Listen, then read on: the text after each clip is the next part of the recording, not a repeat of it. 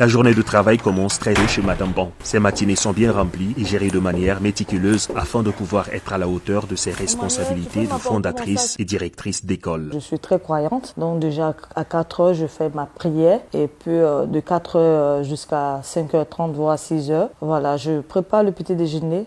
Ensuite, elle appelle la secrétaire de l'école pour s'assurer que les 2 bus de transport sont bien arrivés à destination avec les enfants, que toutes les éducatrices et les élèves sont présents et que tout se passe bien. Pour concilier ses responsabilités professionnelles et familiales, Madame Pan compte sur le soutien de son époux et de ses enfants. Un soutien familial important qui lui permet de relever les défis quotidiens depuis qu'elle a créé son école il y a 2 ans. Pour arriver à ce niveau, elle a dû mettre de côté sa licence en commerce obtenue en Côte d'Ivoire, son pays d'origine, pour reprendre au plus bas niveau de l'échelle. Alors, lorsque je suis arrivée au Maroc, j'ai demandé à travailler. Il y avait 3 propositions qui pouvaient se présenter à nous, soit le call center, soit le travail de ménage ou de nounou. Alors moi, j'ai choisi d'être femme de ménage parce que je me dis qu'il n'y a pas de saut métier. Et après, c'est présenté à moi l'opportunité d'être éducatrice.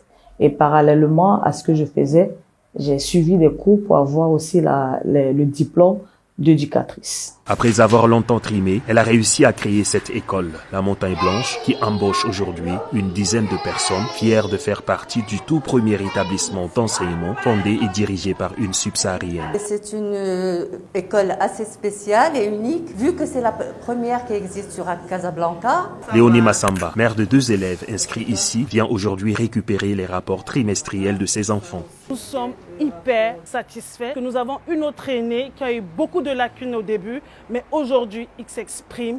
Il n'y a rien de plus beau que de voir son enfant évoluer, s'épanouir dans la société. Pour Roméo, père d'une élève inscrite aussi à la Montagne Blanche, l'initiative de Madame Pan répond parfaitement à ses attentes. J'ai vu une annonce sur les réseaux sociaux. Je me suis dit, bon voilà, je vais aller me renseigner auprès de cet établissement. Et justement, ça tombait pile poil par rapport à ce que je recherchais, cette éducation alliée avec l'éducation marocaine. L'enseignement et le suivi se font dans le respect des normes édictées par le ministère de l'Éducation du Maroc avec la méthode classique et la méthode Montessori. La méthode Montessori passe mieux parce que l'enfant, il se rend responsable de l'activité. Il a confiance en soi, il estime de soi.